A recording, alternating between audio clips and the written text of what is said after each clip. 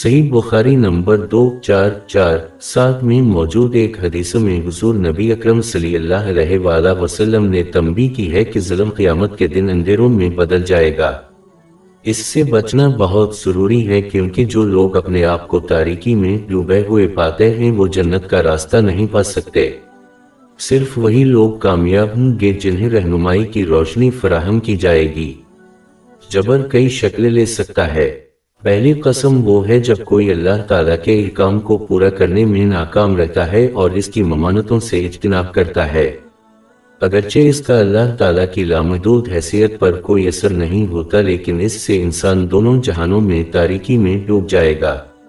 सनन इब्न माजा number 4244 में मौजूद एक हदीस के मुताबिक जब भी इंसान कोई गुनाह करता है तो इसके रूहानी दिल पर एक सिया धब्बा लग जाता है। जितना वो गुनाह करेंगे इतना ही इनका दिल तारीकी में घिरेगा। ये इन्हें इस दुनिया में हकीकी रहनुमाई को कबूल करने और इसकी पैरवी करने से रोक देगा, जो आखिरकार अगली दुनिया में अंधेरों की तरफ ले जाएगा। बाब 83 आयत 14।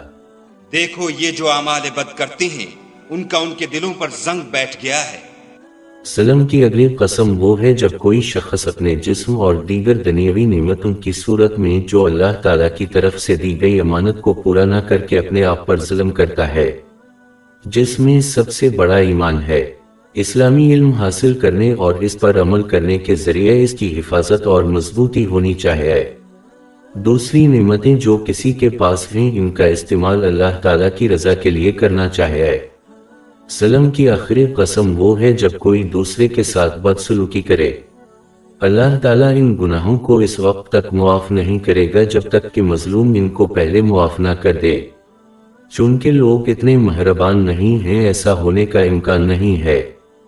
फिर क़यामत के दिन इंसाफ कायम होगा, जहां जालिम के अमाल सालिहा इसके मजलूम को और अगर जरूरत पड़े तो मजलूम के गुनाह मजलूम को दिए जाएंगे।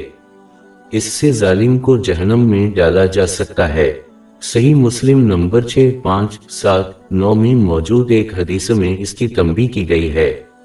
इसलिए इंसान को चाहिए कि वो दूसरों के साथ ऐसा सलूक करे जैसा कि लोग चाहते हैं। एक मुसलमान को हर कसम के जुल्म से बचना चाहिए अगर वो दुनिया और आखिरत में रहनुमाई का ख्वाह है। लेक्चर का आखिरी हिस्सा हज़रत